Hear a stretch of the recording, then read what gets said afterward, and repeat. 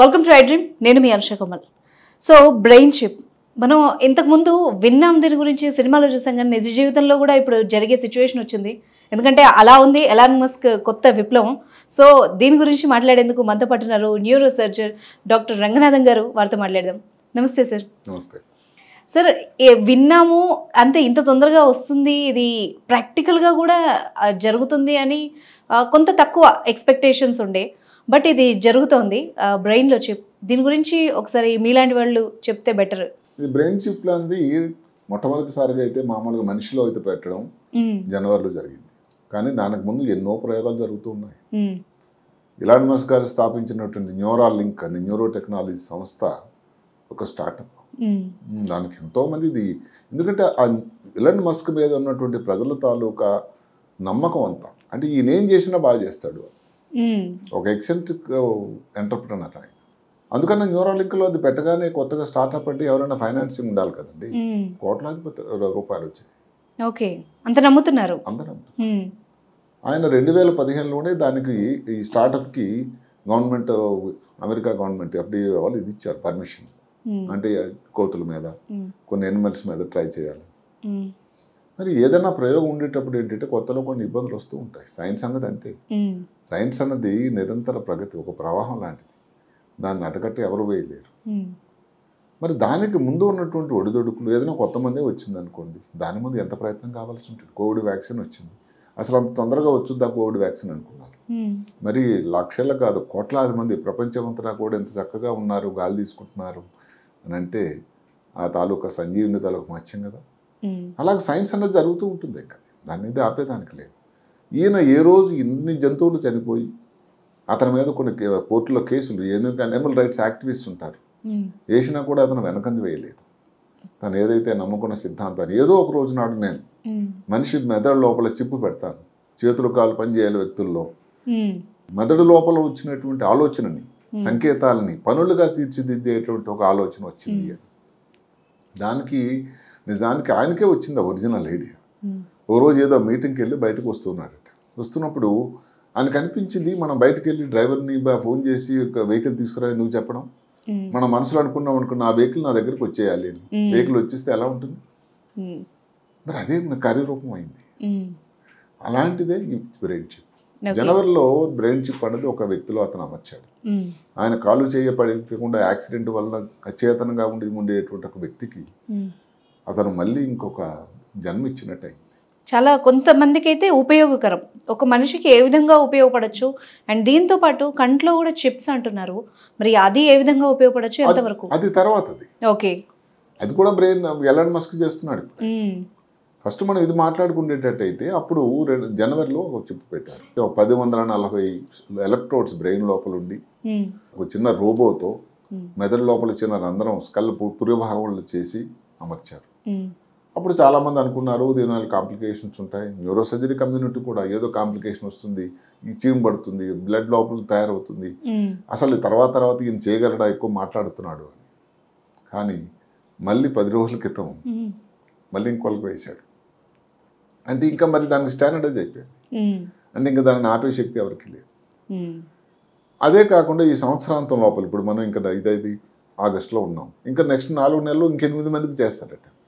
అంటే సంవత్సరాంతానికి 2024 అయ్యేసరికి 10 మందికి చిప్ అమరుస్తాను అని చెప్తున్నాడు ఆల్రెడీ. ఒక పెద్ద వెయిటింగ్ లిస్ట్ ఉందట ఆయన దగ్గర, మాకు వేయండి చిప్.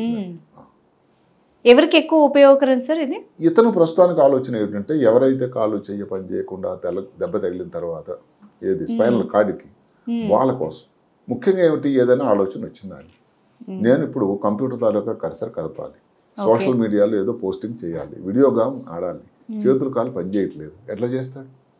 ఇంకొకరు వచ్చి చేస్తే దాంట్లో మజా రాదు, తాను స్వయంగా చేయగలగాలి. దీనికోసం ఈ ఏదైతే చిప్పు పెట్టడం వల్ల నేను ఇప్పుడు వీడియో గేమ్ ఆడాలి అని ఆలోచన వచ్చింది. అది ఈ తరంగాల ద్వారా, ఈ చిప్పు ద్వారా బయటకు వచ్చి బయటకు ఉండేటువంటి కర్సర్లో అది ఒక పనిగా తయారవుతుంది, వర్క్. ఆ కంప్యూటర్లో ఏదైతే వీడియో గేమ్ చూడగలుగుతున్నాడు. ఇంతకుముందు ఏం చేసేవాడు ఈయనే, ఈ వ్యక్తి నోటి లోపల ఒక రకం స్టిక్ లాంటిది పెట్టుకునేవాడట. ఈ ట్యాబ్లెట్ ఎవరైనా చేతికి అందించినట్టు దాని మీద చేసి ఏదో పాపం ఇబ్బంది పడేవాడు. ఇప్పుడు మరి ఆయన అంటాడు, నేను ఎంత ఇప్పుడు ఇండిపెండెంట్గా ఉన్నాను, ఎంత సంతోషంగా ఉన్నా నా పని నేనే చేయగలుగుతున్నాను ఎవరి మీద ఆధారపడకుండా. ఇంకంతకంటే ఆ వ్యక్తికి కావాల్సిన సంతోషం ఏంటి?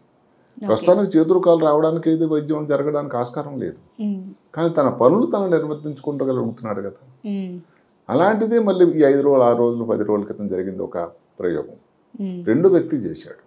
ఇంకొకటి ముఖ్యమైనది ఏంటి, అప్పటి చిప్కి ఇప్పటి చిప్కి చాలా ప్రయోగాలు ఇంకా ఇంప్రూవ్మెంట్ అయ్యాయి.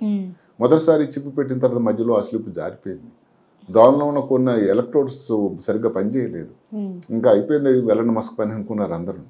అయినా వదలకుండా పట్టు వదలను ఎక్కమాడలాగా మళ్ళీ ప్రయత్నం చేసి దాన్ని సరిగ్గా సెట్ చేశాడు. ఈ పోడోకాస్ట్ ఏదైతే ఈసారి ఎలన్ మస్క్ గారు చేశారో దీంట్లో మొదటి చిప్ అమర్చుకున్నటువంటి వ్యక్తి కూడా మాట్లాడాడు.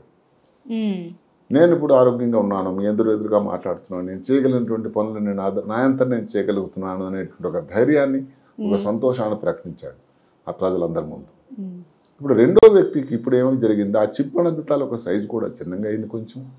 దానిలో ఉండేటువంటి ఎలక్ట్రోడ్స్ ఏదైతే మొదట ఎలక్ట్రోడ్స్ ఏవైతే ఉన్నాయో మెదడు లోపలికి పెట్టేటువంటి చిన్న దారపోగులు లాంటివి 1040 ఉండేవి ఇంతకుముందు, ఇప్పుడు 400కు తగ్గించాడు. అంటే ఏమిటి గ్రహించాడు ఆయన, మొదటి చిప్పులు ఏదైతే 1040 అనుకోండి, అవి 1/4 అంటే 400తోనూ కూడా నడిపించవచ్చు పని అని ఆయన గ్రహించాడు. ఇప్పుడు అందుకే 400 ఎలక్ట్రోడ్సే ఉన్నాయి. అంటే దానిలో నిష్పత్తి ప్రకారం ఇబ్బంది రావడానికి తక్కువ కదా ఆస్కారం. అది కూడా దిగ్విజయంగా పనిచేస్తుంది. ఒకటేమిటంటే అతని పద్ధతి అతని తరహా ఏమిటంటే ఏది కూడా ముందుగా విప్లవాలు చెప్పడం వివరాలు. సో రెండో వ్యక్తికి ఎంత బాగుంది ఏమిటి అని చూడాలి అంటే ప్రస్తుతానికి కొన్నాళ్ళు మనం వేచి చూడక తప్పదు. యాజ్ ఎ న్యూరో సర్జన్గా ఒక బయటి ఒక చిప్ అనేది ఒక బయటి వస్తువు మన ఇంటర్నల్ ఆర్గాన్స్లో పెట్టినప్పుడు ఎలాంటి ఏమన్నా సమస్యలు వచ్చే ఆస్కారం ఉంటుందా? అదే కదా అందరు కూడా అనుకున్నది, ఏమిటి బ్రెయిన్ లోపల పెట్టారు, అక్కడ ఏదైనా రక్తం గూడు కట్టుకోవచ్చు, ఫిట్స్ లాగా రావచ్చు, అదే కాకుండా దానివల్ల ఇన్ఫెక్షన్ రావచ్చు, ఉన్న చోటు నుంచి దాని స్థాన చలనం డిస్ప్లేస్మెంట్ కావచ్చు, ఉన్నటువంటి ఎన్ని లీడ్స్ అయితే పెట్టారో అన్ని పని చేయకపోవచ్చు, ఇలాంటి ఎన్నో ఇబ్బందులు. అందులో క్రూషియల్ ఏరియాస్లో ఉండేటైతే కాలు చేయి కుడి పక్కన పెట్టినట్టయితే దాని ఇబ్బంది కాలు చేయి ఎడం చేయి మీద రావచ్చు. ఇలాంటి ఇబ్బందులు ఉన్నాయి.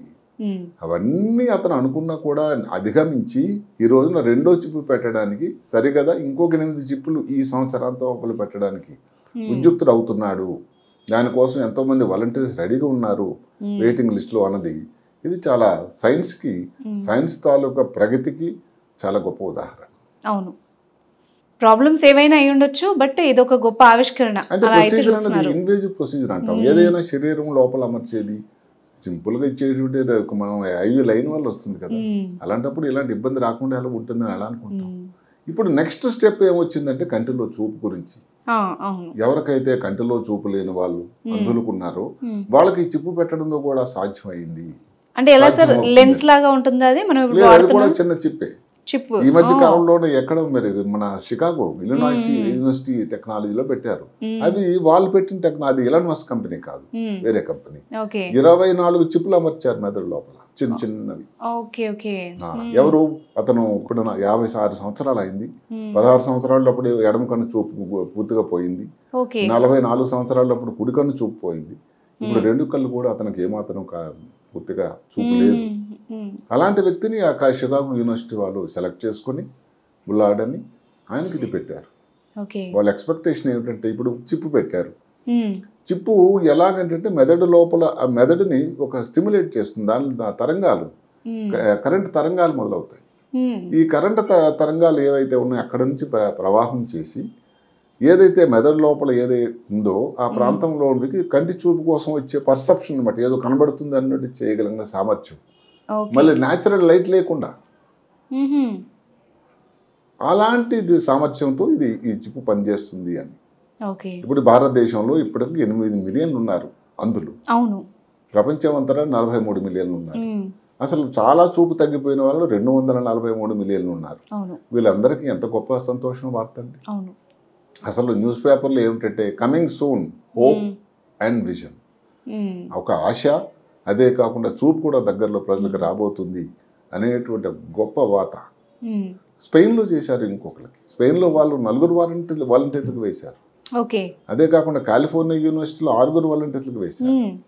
ఎలాన్ మస్క్ గారు ఇంకొక అడుగు ముందు వేశారు. ఆయన ఎప్పుడు ఒక అడుగు ముందు ఉంటుంది, అందరు ఆలోచించి దానికంటే ఇంకా ఎక్కువ ముందే ఆలోచిస్తాడు ఆయన. ఇప్పుడు వీళ్ళు చెప్తున్నది అలా ఏదైతే ఉందో ఏదైనా కారణాల వల్ల కంటి చూపు తగ్గిపోతుంది. ఎలాన్ మస్క్ గారు ఏమంటున్నారంటే అసలు పూర్తిగా పుట్టినప్పటి నుంచి అందులు వాళ్ళలో కూడా నేను చిప్ అమర్చి వాళ్ళని కంటిలో చూపు వచ్చేటట్టు చేసేటువంటి సామర్థ్యం తయారు చేయబోతున్నాను. అది అన్నాలు ఎప్పుడన్నది చూడాలి. అదే కాకుండా కంటిలో అందరికీ తెలియాల్సింది ఏమిటి, కంటిలో మనం ఏదైనా వస్తువు చూస్తున్నాం, అది ఎక్కడ ఫస్ట్ కంటిలో తెర మీద పడుతుంది, రెటీనా అంటాం. అక్కడ నుంచి కంటి నరం, ఆప్టిక్ నరం అని, అది మెదడు లోపల ఆక్సిపిటల్ కార్టెక్స్ అని, ఇట్లా భాగాలు ఉన్నాయి, స్టెప్స్ ఉన్నాయి. ఇవి ఏ ఏరియా పనిచేయకపోయినా కూడా ఈ చిప్ ద్వారా కంటి చూపు వచ్చేటువంటి అవకాశం, వస్తువులు కనబడేదానికి ఆస్కారం ఉందని ఈ చెప్పు పెట్టి ఒకప్పుడు పోయిన ఎలాన్ మస్క్ మాట కొంతవరకు తీసేసిన మరి అదే పందాన్ని ఇప్పుడు 3 కంపెనీలు, అమెరికాలోనే 2 కంపెనీలు, స్పెయిన్లో ఇంకో కంపెనీ అనుసరిస్తున్నారే. అంటే ఇందులో నిజం లేకపోలేదు.